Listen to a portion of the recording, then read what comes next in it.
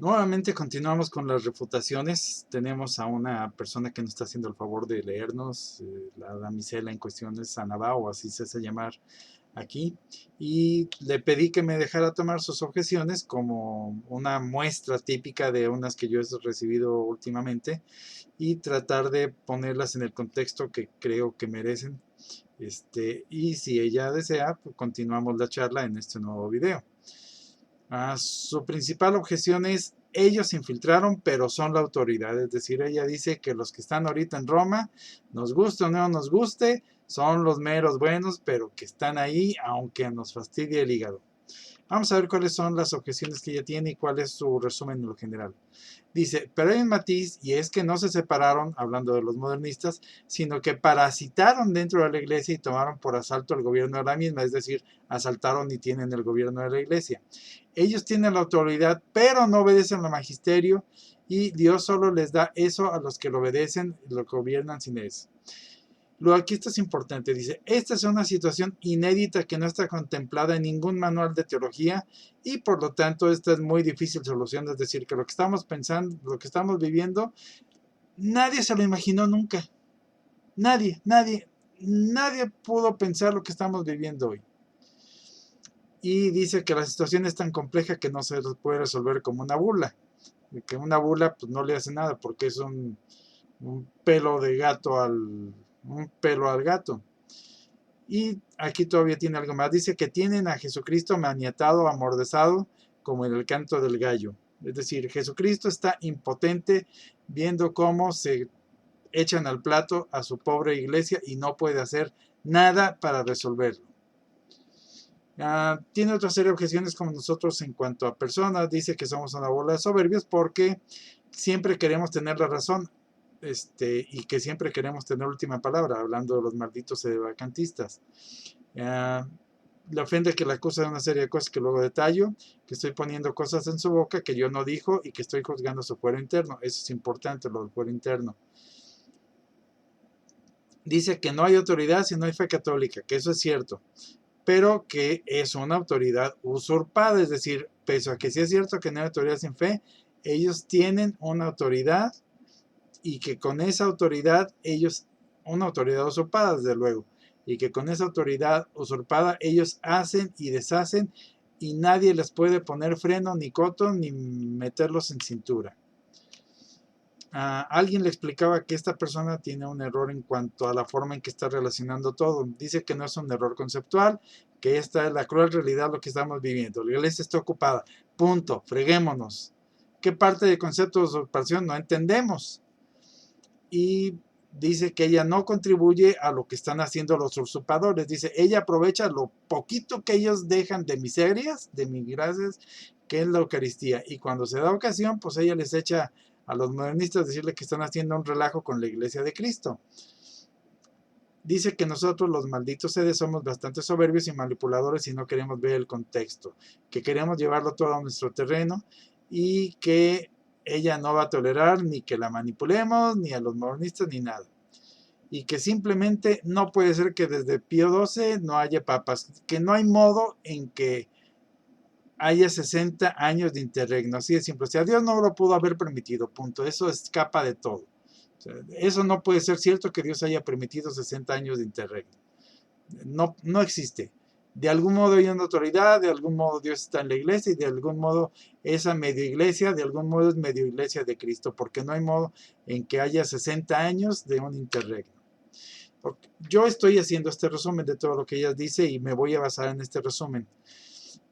Dice que nosotros, los malditos sedes, somos una bola de alucinados, soberbios, prepotentes y que queremos ganar aunque sea arrebatando a la fuerza. Y ella dice, pues en todo lo que yo veo no encuentro modo de explicar, obviamente sin contradicciones, todo, y si yo no logro explicar una situación tan compleja que tiene tantos aristas, pues no vengan con cuentos, no hay explicación posible, no hay cosa simple para explicarlo todo esto. Y ella dice que ella cree todo lo que ve, o sea, ella ve que están haciendo, deshacen, ni gobiernan, ni desgobiernan, pues entonces es evidente que ellos son gobierno. Entonces, que ella cree lo que ve, que lo que nosotros podamos decir quiere decir que no es evidente. O sea, lo evidente es que ellos gobiernan y que ellos están en la iglesia. Punto. Eso es lo evidente. O sea, eso lo ve cualquiera. Están en Roma, si gobiernan Roma, sí, pues gobiernan la iglesia. Punto. Eso es lo evidente. Lo demás son cuentos chinos y cosas mentales que nosotros hacemos, pero que no tienen nada que ver con la realidad. Okay. Antes de empezar a plantearles los asuntos, quiero hacer una reflexión muy importante que les debería de importar a todos los que nos decimos católicos. Precisamente estamos en la Semana Santa, y en la Semana Santa es donde Jesucristo hace 2000 años redimió de una vez y para siempre a todo el género humano, es decir, al género humano pasado y al género humano futuro de su tiempo. A todo el género humano fue redimido por Jesucristo. Es decir, Él pagó el todos, dejó el saldo en ceros, eso es obvio. Pero entonces, si Él pagó todo, es decir, si ya todos mis pecados y tus pecados y los pecados del vecino, los pecados de Bergoglio y los pecados de todo el mundo ya están pagados, ¿por qué no estamos salvados todos? Y este es un asunto importante. Y de ahí dependen las respuestas de lo que le voy a contestar a esta persona. Bueno, en caso de que no quieran adivinar, yo se los voy a decir. ¿Por qué no nos salvamos todos? Porque no todos quieren ser salvados. Y por lo tanto, Dios no va a salvar a fuerzas al que no quiera ser salvado. Oye, no es posible que haya gente que no quiera salvarse. Tú dirás que no es posible. Lo es. Hay gente que no quiere ser salvada. Dios nos regala toda la salvación. Sí, no la quiero. Me prefiero con mis ideas que la salvación de tu Dios. Yo me prefiero a mí mismo con mis errores y con mis ideas, con mis explicaciones y con todo lo que yo quiero, aprecio y veo, que lo que me pueda dar un Diosito. Esa es la razón por la cual, aunque Cristo nos dio la redención a todos, no todos estamos salvados, porque no queremos su salvación. Nos preferimos a nosotros mismos y nuestras ideas y nuestras estupideces que la salvación que nos regala Dios, porque su salvación implica que yo tengo que dejar lo que yo creo, tengo que abandonarlo, no estoy dispuesto a hacerlo, prefiero condenarme que abandonarlo. ¿Ok? Entonces, este es el punto importante, no nos salvamos por soberbia, porque prefiero mis convicciones, que son evidentes, yo creo las cosas evidentes, a una salvación que no veo. No la veo. Jesucristo murió hace 2000 años, sí. No lo veo. Yo veo lo que es evidente. Ahora bien, Dios es omnipotente y eso dice que lo admiten ustedes, ¿cierto? Sí. Sin embargo, piensen en esto. Un Dios omnipotente, es decir, que todo lo puede, no puede convencer a todos. Contra la libertad humana, Dios es impotente. Contra la libertad humana, Dios es impotente. Impotente en el sentido de que no me va a salvar a fuerzas. ¿En qué cosa no es impotente Dios? Ah, ¿no me crees a mí tu Dios? Te jodes. Te vas a ir al infierno y vas a ver que yo era Dios y te vas a arrepentir de ello por toda la eternidad. Entonces, ¿en qué sentido es impotente Dios? En que Dios no me va a salvar si yo no quiero ser salvado. Dios se estrella y se estampa y hace nada contra mi libertad si yo no quiero la salvación de Dios.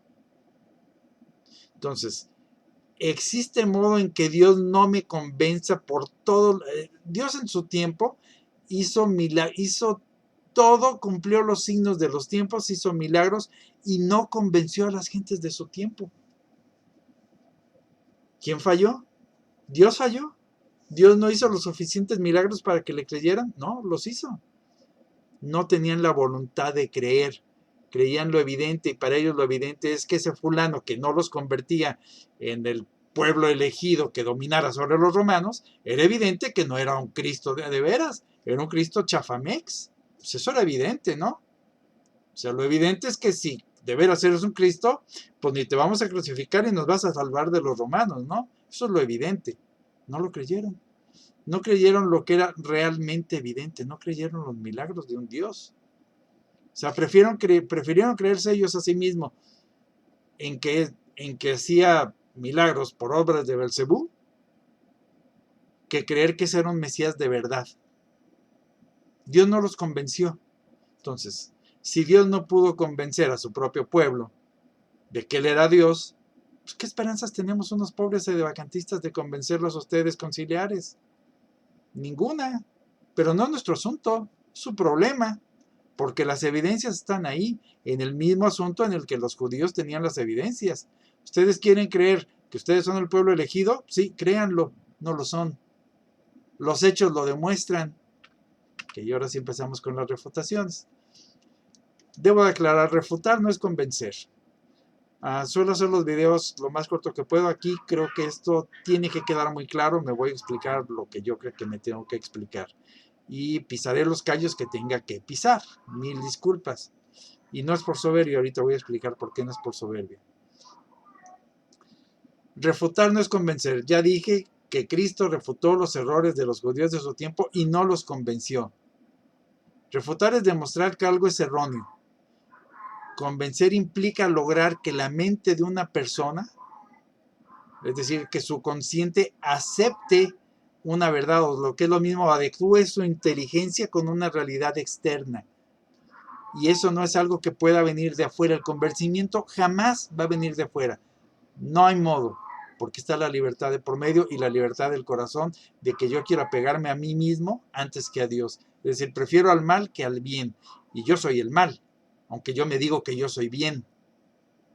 Entonces, no esperen que yo los convenza a ustedes de que los malditos sedevacantistas tenemos razón. No, no hay modo. No los puede convencer nadie. Si ustedes mismos no se convencen, es su problema. Igual que fue el problema de los judíos no querer aceptar a Cristo como Mesías. Yo lo que sí puedo hacer es refutar sus errores y decirles, señores, miren, ahí están embarrados en la cara el por qué ustedes no están entendiendo las cosas como son. Pero eso no los va a convencer, igual que no convenció a los judíos Cristo con todo su poder de Dios. Okay.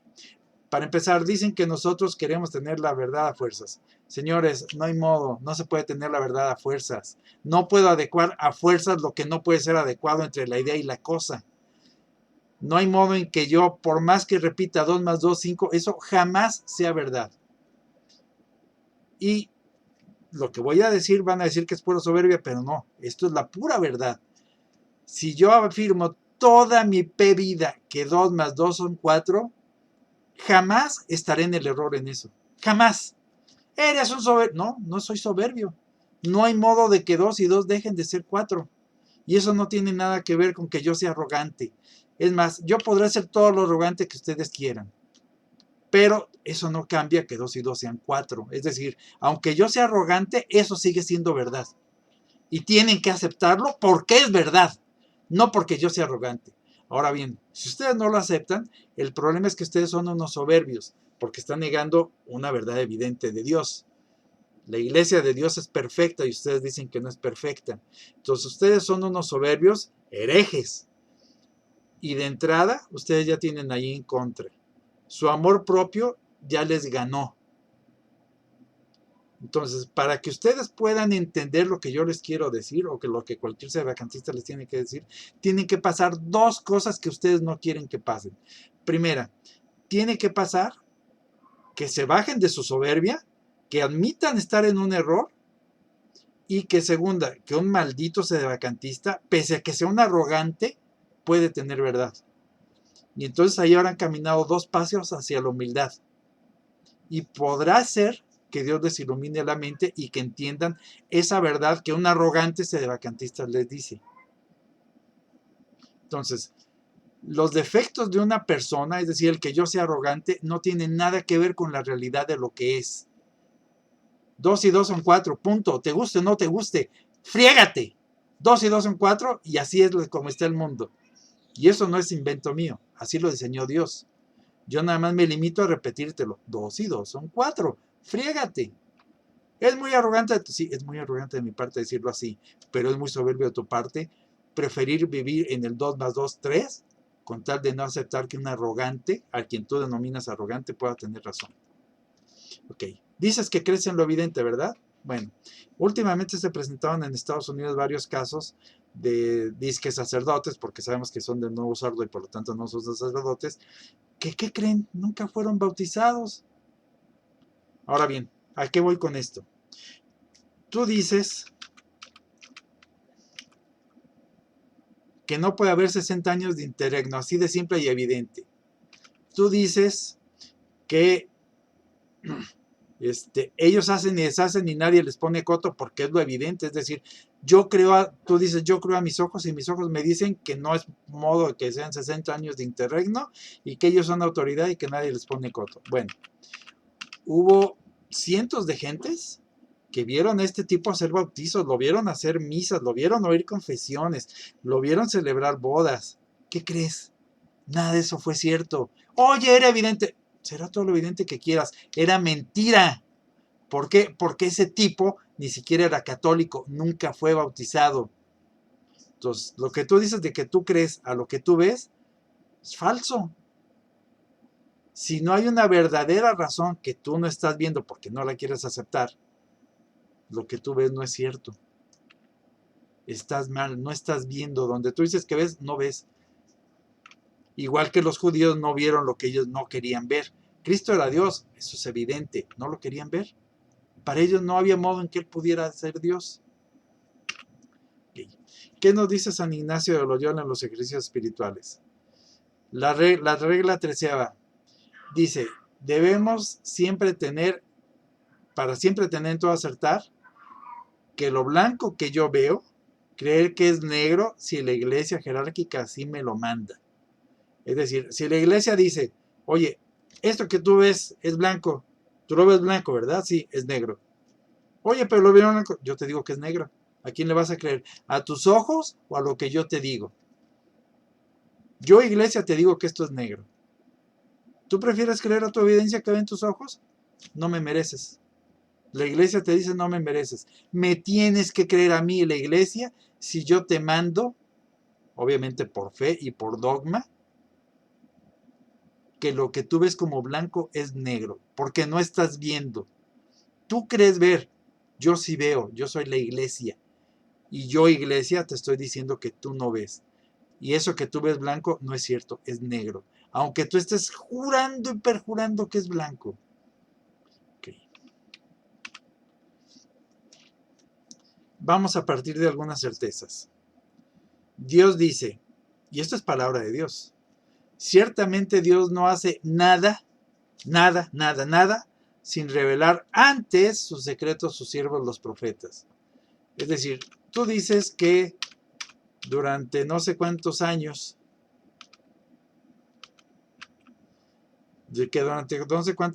esto no fue previsto en ningún manual,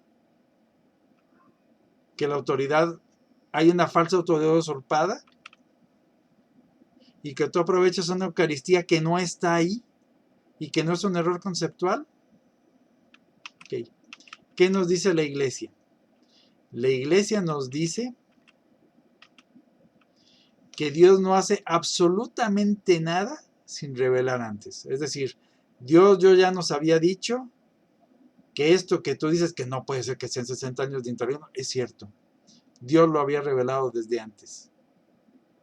¿Por qué? Porque la Salud nos dijo, Roma perderá la fe y se convertirá en la sede del anticristo. Tú no quieres creer que Dios perdió la fe por más de 60, que Roma perdió la fe por más de 60 años. Dios lo avisó desde antes. No lo quieres creer, el problema es tuyo. Dios nos había dicho que nos íbamos a quedar sin Eucaristía. Tú dices, no, yo voy y le aprovecho la pobrecita Eucaristía que está ahí escondida todavía en algunos buenos sacerdotes. No, eso no es Eucaristía. Esa nueva misa protestanizada no es misa. Suprimieron la misa de San Pío X. La misa de San Pío V. La misa tridentina fue suprimida. ¿No lo quieres creer? Bueno, sigue consumiendo galletitas. Porque son galletitas. Es pan. Dios reveló las cosas desde antes.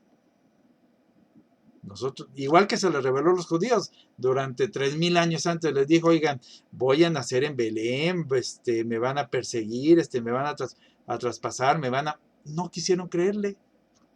Dios lo reveló todo antes, igual nos lo sigue revelando hoy en día. Y así como ustedes no quieren creer que esa cosa que dirige Bergoglio no es la iglesia de Cristo, ellos tampoco quisieron creer que esa cosa que ellos dirigían, que era el templo, era el de Dios. No lo era. Ok. ¿De qué punto parto? ¿De qué punto parto? Bueno, existe como dogma y por lo tanto es verdad de fe que tengo que creer a chaleco que la iglesia es la única sociedad perfecta. Obviamente los mormonistas lo dudan. Fíjense lo que dice este título: iglesia, sociedad perfecta o pueblo de Dios. Si es pueblo de Dios es un desmadre, ¿no? Los católicos tenemos que la iglesia es una sociedad perfecta. Y como sociedad perfecta por fe, posee todos los medios para salir de cualquier problema o situación en la que esté. ¿Por qué? Porque Dios lo previó. La iglesia, esa cosa que tú te niegas a creer que tiene 60 años de interregno, no es invento humano. Ningún hombre creó la iglesia. La iglesia no es reunión de hombres. La iglesia es un invento divino. Y como tal, tiene los atributos divinos. ¿Y cuáles atributos tiene? Primero, es inmutable, es eterna, es perfecta. Eso es la iglesia. Oye, estoy viendo que la iglesia de Bergoglio... No, eso no es la iglesia. O sea, ¿en qué palabras te explico que eso que dirige Bergoglio no es la iglesia? Okay. Ahora bien, vamos al punto más dramático de todos, la sentencia máxima.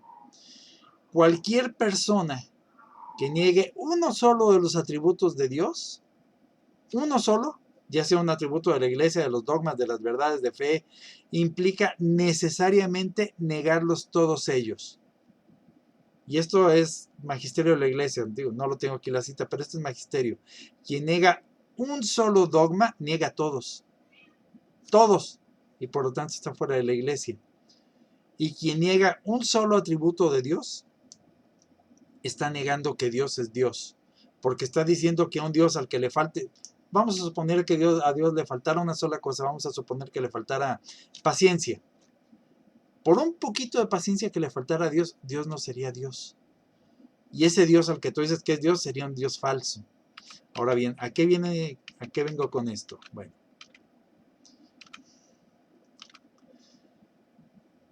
tú afirmas que me ofende que me acuse de esto. Dios está poniendo palabras en mi boca que yo no dije. Bueno,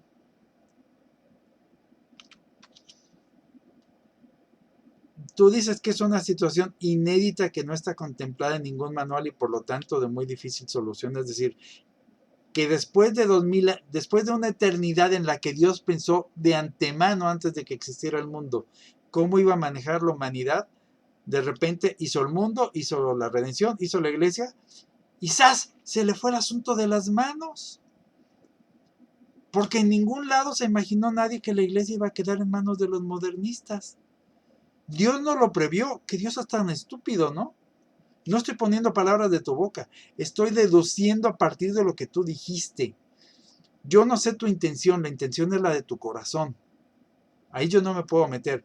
Pero de lo que tú dices como juicio público, es decir, palabras públicas que cualquiera pueda analizar, tú estás diciendo que es una situación inédita, es decir, que jamás nadie la pensó, ni Dios mismo la pensó.